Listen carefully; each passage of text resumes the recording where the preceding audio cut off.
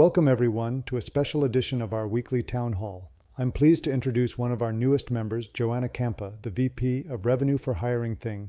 Joanna will brief us on ways other vendors partner with them, one of the world's largest white label ATS providers, to supply the hiring and onboarding software their customers need to grow their businesses.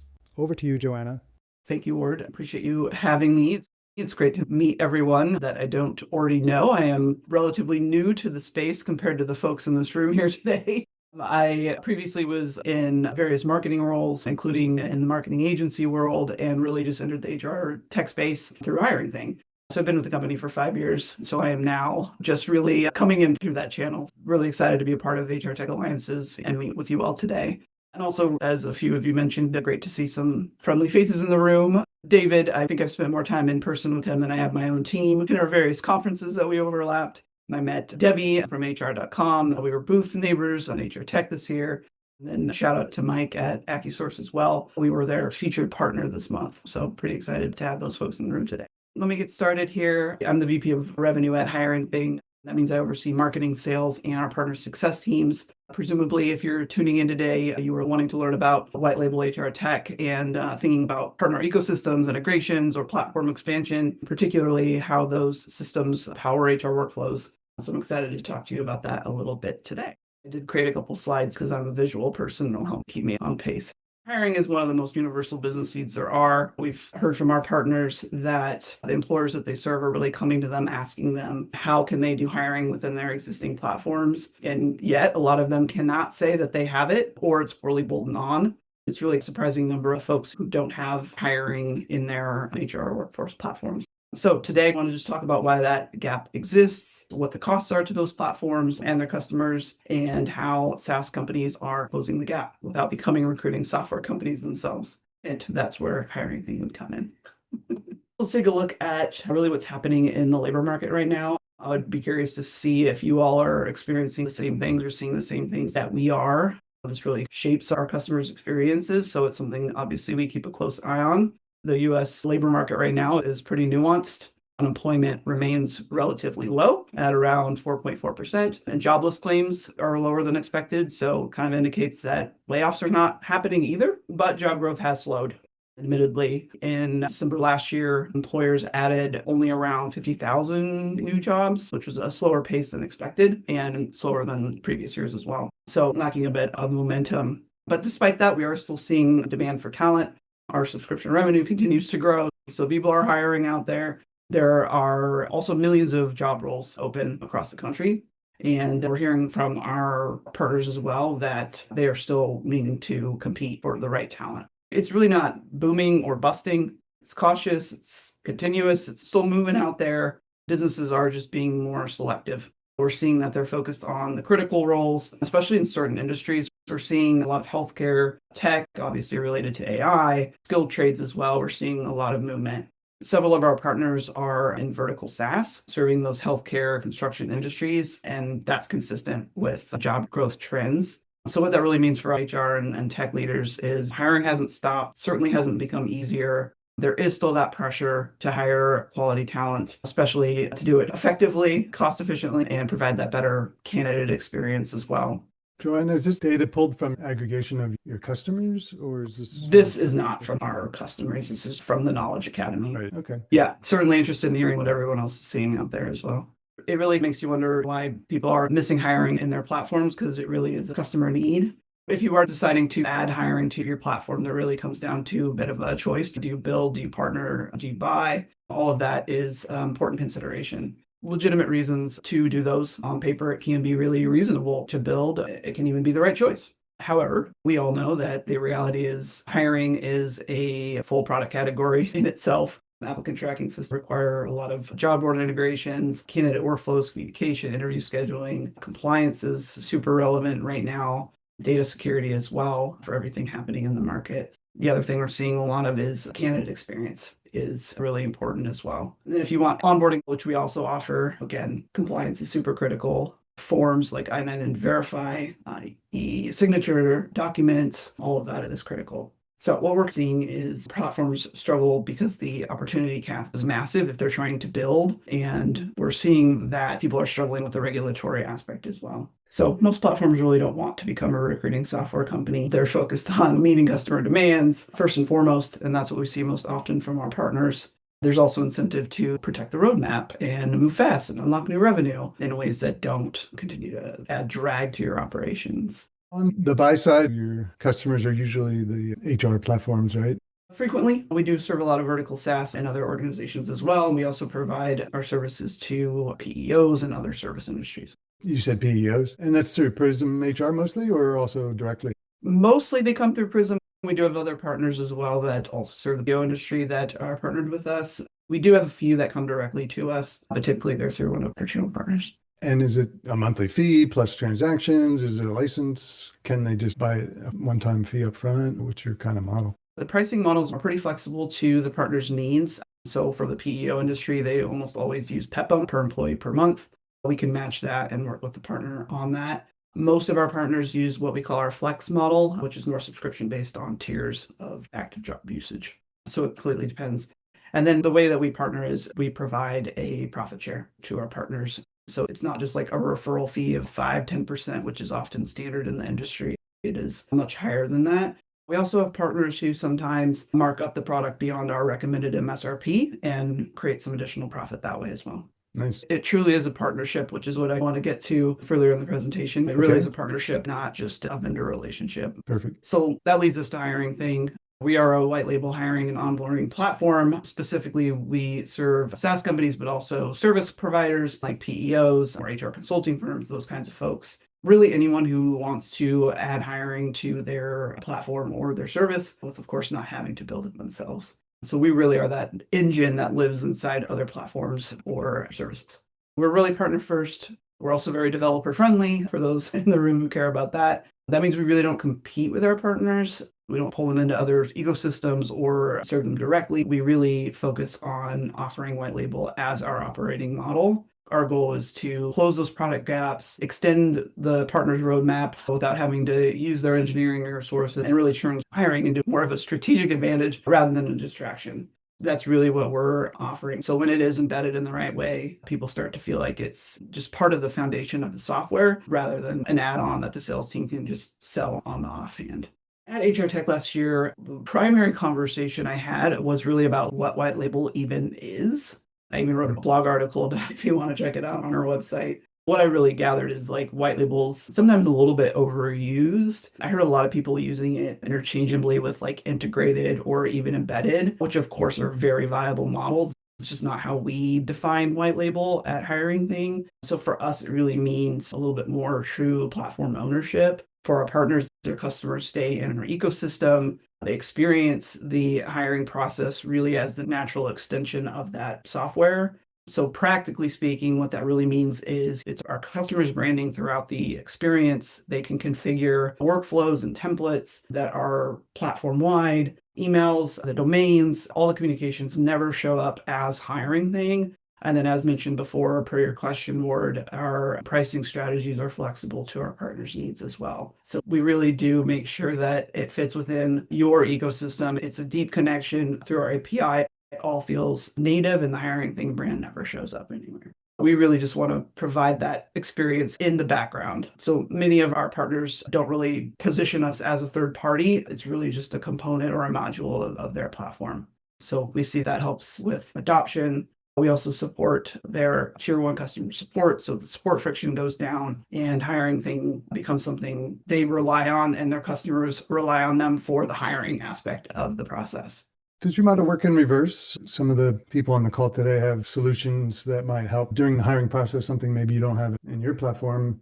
Do you embed other like products into your platform at times or not usually? We do have some deeper third-party integrations, like several of the folks on the call today are our partners that are part of our partner marketplace. So we have some pretty deep integrations with a lot of those folks through our partner marketplace. Certainly, we rely on those partners to be an extension of our platform as well and serve our mutual customers. Okay. So some of your customers like a Prime Pay, they have your ATS, they sell it to their customers, your profit shares, what I think I heard you say. And then if there's background screening from HireRight or ChartHop has something maybe that could be sold through PrimePay as well? Is that how it works or could work? Yeah, if we have a partner that's integrated within our system and we're embedded into or integrated into a partner's platform, then yes, those softwares would also be available through our partner. The only caveat there, sometimes our partners have preferred vendors or specific folks that they want in their software.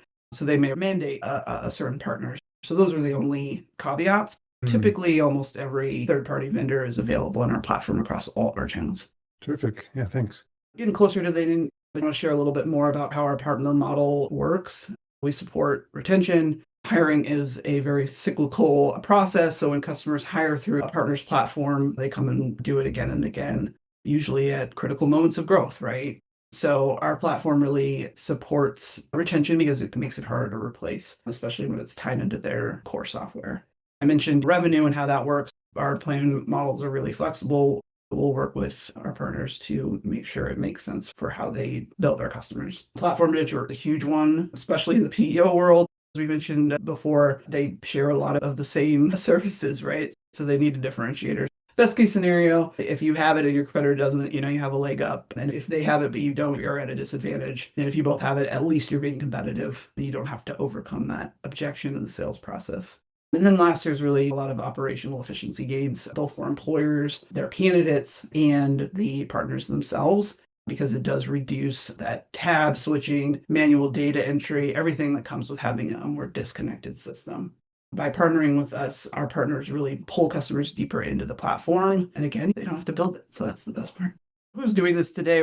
We've mentioned a few names. There's only so many I can mention because truly we will be behind the scenes and never mention your name, and our customers will never see ours. But there are a few that I can mention. So you may not have heard of HiringThing before, but you probably know our partners. You maybe used our software before unknowingly. We commonly work with HRIS and HCM platforms like Prism HR, Rippling. A lot of PEOs are on our platform, as well as payroll providers. A few examples are G&A partners or National PEO, who's actually under the Venture brand on the Prism system. We get a little client inception to all the layers of our partners. And then I mentioned that there's a lot of industry-specific SaaS companies, particularly in construction and healthcare. So Trimble Viewpoint, which is a workforce management software that serves the trade industries, they're another example of one of our partners. They usually come to us when they're trying to get something off to market. Almost always it's because some specific client or a prospect really needed that aspect in their software and they just don't have it. So we can get them up and running, sometimes in weeks. If the client drags it out, it could take months, but we can do it in weeks. So it's really a solution that can be taken to market quickly. And that's exactly what happened with Rippling back in 2020. They came to us and they just wanted a platform. I think we had them up and running in 1 week. So we can do it and get you up and running with the hiring software for your customers. All that helps increase stickiness because people are far less likely to leave your platform if you have everything that they needed for that employee life cycle. This is my last slide before I close out. Really, at the end of the day, HiringThing is built for partnerships. It's not a vendor relationship like I mentioned, and we support partners in a variety of ways as well. Our job is to run the engine behind the scenes. We do that with technical support, go-to-market support, ongoing partner success management, and I mentioned before, tier 1 support if you want it. It's totally cliche, but truly our reality. We only grow when our partners do. End of story. That's just how it is based on our model. When you're saying tier 1, is that somebody's using it through PrimePay or something? They contact your staff for support and you answer the phone or whatever as PrimePay? Is that what you mean by tier 1? Yep, exactly. They never see the HiringThing brand. The majority of our partners do use that service, of course, because why would you want to add support for it? If you have full control, and we can accommodate that as well, of course. Our support is excellent, and we definitely recommend our partners use it.